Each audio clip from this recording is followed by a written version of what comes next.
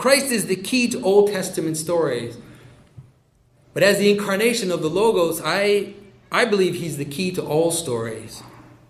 I believe that in him the major patterns of universal storytelling find their summit. I can't extensively prove it today, but what I want to do is I'm going to give you one example, one major example, and hopefully it will give all of us that little spark, that impetus to meditate on other stories and other patterns which exist in storytelling. So the example I've chosen to use is the common theme in storytelling, which is called the katabasis. And the katabasis is the descent into the underworld. So, scholars have often pointed to the fact that the Christian vision of the harrowing of Hades, of Christ descending into Hades to free its captives, is a theme that's taken from world myth. And often, as is common with scholars, there's a tone of smugness when they communicate that to us. Christians, you think you're so special with your story of a descent into Hades? Well, it's a story that's been around for thousands of years. So for them, it points not only to the fact of how unoriginal Christianity is, but also to how untrue it is. And so I have to be honest. I mean, that line of argumentation has always baffled me. The descent into Hades is nearly everywhere. In Mesopotamia, in Egypt, in the Mediterranean, but in Asia as well. Africa, the Americas. And in the West, we're most familiar, of course, with the stories that come from Greek and Roman myth. And in those stories, we find these visits to the underworld.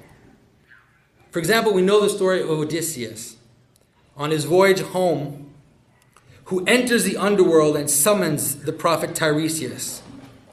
Or the story of the hero Aeneas, who goes down through the underworld and then up, if you will, anticipating Dante, and travels to Elysium, the land of the blessed, where he encounters his dead father. And there are also stories of salvation from Hades. I mean, the salvation usually includes someone from the living or some god that descends into Hades in order to find someone else, in order to save someone who's stuck there, someone who got trapped there for some reason. So in this pattern, we find the story of Theseus and Pirithous.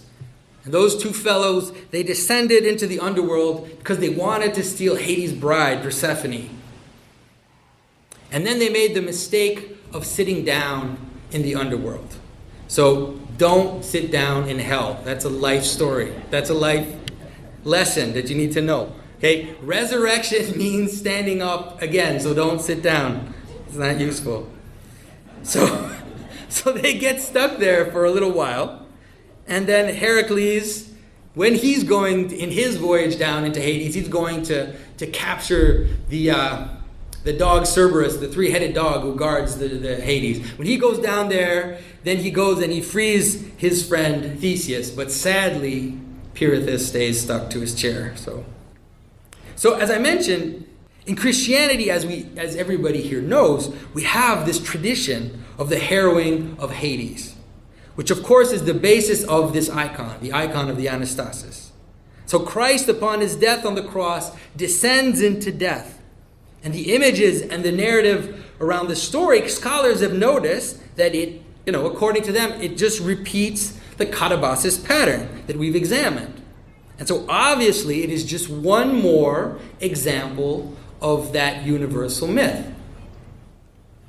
Or is it? I mean, there's been a lot of discussion about this. And very provocative scholars like James Fraser at the beginning of the 20th century, he kind of started this, but other scholars have tackled this, like Jung and Joseph Campbell, and they've all attempted to show the similarity between Christ's story and the other ancient myths. And, and then they're discussed and debated and they're argued about. And you find Christian apologists who are fighting against these people, as if to defend the accusation that, that Christ's story is analogical to other ancient story. But for me, I'm actually willing to be extremely generous with these scholars. I am, like if you just take the very broad pattern of someone that goes down into the underworld, or even down into the water, or into a cave, to encounter someone, or to retrieve something, to look for a treasure like Aladdin, or to save someone like Horus did Osiris, like Heracles saved Theseus, although he couldn't save Pirithous. I'm willing to give it all to them and say, yes, that pattern exists, and it is one of the most basic structures of human consciousness. But then you have to ask, what does Christ's story do to that pattern? You see, these scholars like Fraser and Jung and even Campbell, they have actually ignored the story that Christians actually tell. They've ignored the whole story. It is false that Christians believe Christ traveled to the underworld and then came out. First of all, we believe that Christ died, with everything that implies. He was not visiting death. He united himself to death. He took death within himself. In the extra-biblical traditions, we have these images of Hades rejoicing, right? Rejoicing, thinking he has won because he has taken everything in, only to be surprised. And then, did Christ just go down into Hades to save someone and then come back? No. Right? That's not the story we tell. By bringing God into death, we believe, as Christians, in the words of the apostle, that Christ abolished death completely. And we say it over and over at Pascha. We read St. John Chrysostom's homily every year. Christ is risen, and you, O death, are annihilated. The evil ones are cast down. The angels rejoice. Life is liberated. Christ is risen, and the tomb is emptied of its dead. O death, where is your sting? Even Pirithous is gone. Now, even before you believe it or not, even before you begin to ponder the insane paradox that such a statement brings about, if we just look at it in terms of a story, if we just look at it at how that story engages that pattern, that ancient pattern of katabasis, of that descent into Hades, we find an example of what Christ's story does to all stories, what he does to all things. That he all at once transcends. He even obliterates the pattern. Yet simultaneously he universalizes it, connects it, grounds it, illuminates it. The pattern of the descent and return from Hades is both transcended and fulfilled at the same time. And that's transfiguration.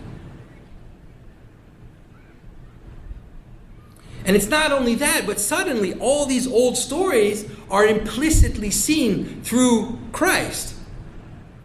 And one of the hilarious ironies of the anti-Christian 20th century is that these scholars, like Fraser, for example, who use all the ancient myths, of the so-called dying God to trivialize Christianity, you realize that he's looking at all those myths through the lens of Christ. The event of Christianity was so ground-shaking that so many of those that oppose it, even today, they can't help but do that looking through the glasses that Christianity gave them.